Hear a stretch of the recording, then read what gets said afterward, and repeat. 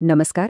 कधी असं विचार मनात आलाय का की आपण गेल्यानंतरही आपल्या संपत्तीवर आपलं नियंत्रण राहू शकतं? म्हणजे आपली मालमत्ता आपल्याच इच्छेनुसार पिढ्यानपिढ्या वापरली जावी. हे खरंच शक्य आहे का? चला तर आज याच रंजक कायदेशीर कोड्याचं उत्तर शोधूया. तर मग मूळ प्रश्न हा आहे की कोणी आपल्या पैशांवर कायमस्वरूपी नियंत्रण ठेवू शकतं का? हे ना, एक असं कोड आहे जिथे संपत्ती, वेळ आणि कायदा हे तिघही एकत्र येतात. आणि गंमत म्हणजे कायद्याकडे याचं एक भलतंच इंटरेस्टिंग उत्तर आहे. तो काही प्रमाणात नियंत्रण नक्कीच देतो, पण कायमचं नाही. मग नेमकं काय आहे हे? चला, यामागची कायदेशीर गुपितं उलगडून पाहूया. आपण आलो आहोत पहिल्या विभागाकडे. मृत्यूनंतर संपत्तीवर नियंत्रण. याला मृत हाताची समस्या किंवा the problem of the dead hand असंही म्हणतात. आता जरा विचार करा. समजा एखाद्या मोठ्या मालमत्तेचं उत्पन्न म्हणजे भाडं वगैरे पिढ्यानपिढ्या फक्त जमाच होत राहिलं, तर काय होईल? तो पैसा अर्थव्यवस्थेतून बाहेर जाईल आणि कुणाच्याच उपयोगाचा राहणार नाही. बरोबर, हीच आहे खरी समस्या. आणि या समस्येच्या मुळाशी आहे एक कायदेशीर संकल्पना, जिला म्हणतात डिरेक्शन फॉर ॲक्युम्युलेशन, म्हणजेच उत्पन्नाच्या संचयनाचा निर्देश. आता हे काय आहे?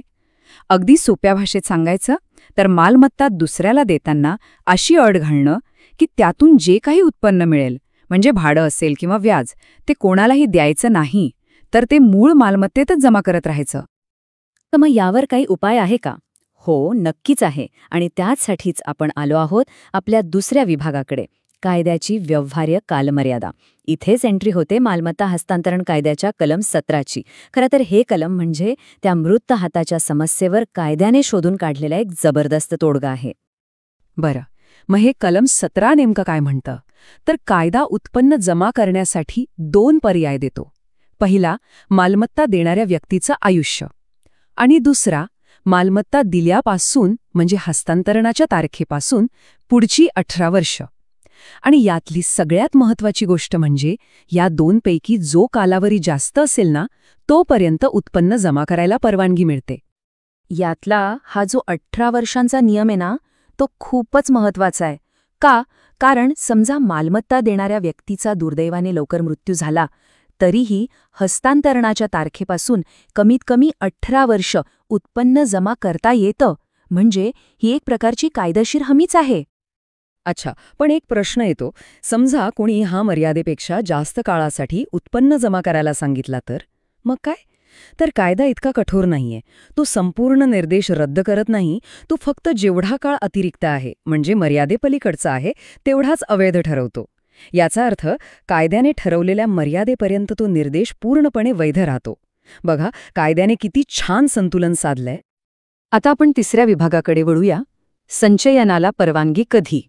म्हणजे नेहमीच हे बंधनं असतात का की काही चांगल्या कारणांसाठी मालमत्तेचं उत्पन्न जास्त काळ जमा करता येऊ शकतं?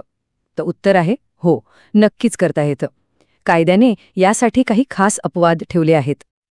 तर अशी 3 मुख्य कारणं आहेत ज्यांच्यासाठी कायद्याने दीर्घकालीन संचयनाला म्हणजे जास्त काळ उत्पन्न जमा करायला परवानगी दिली आहे. पहिलं, कर्ज फेडण्यासाठी. दुसरं, मुलाबाळांसाठी तरतूद करण्यासाठी. आणि तिसरं, स्वतः त्या मालमत्तेची देखभाल करण्यासाठी. चला, हे अपवाद जरा सविस्तरपणे समजून घेऊया. कर्ज फेडणं म्हणजे काय? तर मालमत्ता देणाऱ्या व्यक्तीचं किंवा ज्याला ती मालमत्ता मिळणार आहे त्याचं कर्ज फेडण्यासाठी उत्पन्न जमा करता येतं. दुसरं, वंशजांसाठी तरतूद म्हणजे मुलांना किंवा नातवंडांना त्यांचं आयुष्य सुरू करण्यासाठी एकरकमी मोठी रक्कम देण्यासाठीची सोय. आणि तिसरं, देखभाल म्हणजे त्या मालमत्तेची दुरुस्ती, डागडुजी किंवा तिच्यात सुधारणा करण्यासाठी लागणारा पैसा, जेणेकरून तिची किंमत कमी होणार नाही. आता येऊया चौथ्या विभागाकडे, आणि हा मुद्दा खूप महत्त्वाचा आहे. उत्पन्न विरुद्ध मालमत्ता. इथे गोष्ट स्पष्टपणे लक्षात घ्यायला हवी. हा जो नियम आपण पाहतोय तो थेट मालमत्तेच्या मालकीबद्दल नाहीये. तो आहे फक्त त्या मालमत्तेतून मिळणाऱ्या उत्पन्नावर नियंत्रण ठेवण्याबद्दल. हा एक खूप मोठा फरक आहे. हा फरक या तक्त्यामुळे आणखी स्पष्ट होईल. बघा, कलम 17 ज्याबद्दल आपण बोलतोय ते मालमत्तेच्या उत्पन्नावर लागू होतं. तर याउलट कलम 14 हे थेट मालमत्तेच्या मालकी हक्काशी संबंधित आहे. म्हणजे कलम 17चा उद्देश आहे पैसा खेळता ठेवणं, तर कलम 14चा उद्देश आहे की मालमत्तेचा अंतिम मालक कोण असेल हे निश्चित करणं. दोन्ही पूर्णपणे वेगळे आहेत. ठीक आहे, हे सगळे कायदेशीर तपशील झाले. पण आता 5व्या विभागात आपण हे पाहूया की हा नियम खरंच इतका महत्वाचा काय? म्हणजे मोठ्या चित्रात समाजासाठी या नियमाचं काय महत्त्व आहे?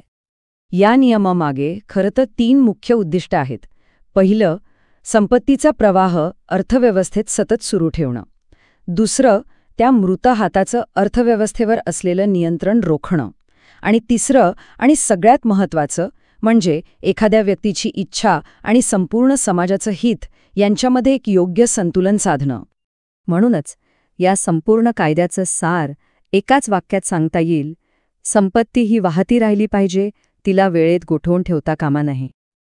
आणि आता जाता जाता एक विचार करायला लावणारा प्रश्न. आज आपण डिजिटल मालमत्तेच्या जगात जगतोय. क्रिप्टोकरन्सी आहेत, NFTs आहेत. मग अशा वेळी संपत्तीबद्दलचं हे जुनं कायदेशीर तत्व स्वतःला ह्या नवीन युगाशी कसं जुळवून घेईल? विचार करण्यासारखी गोष्ट आहे, नाही का?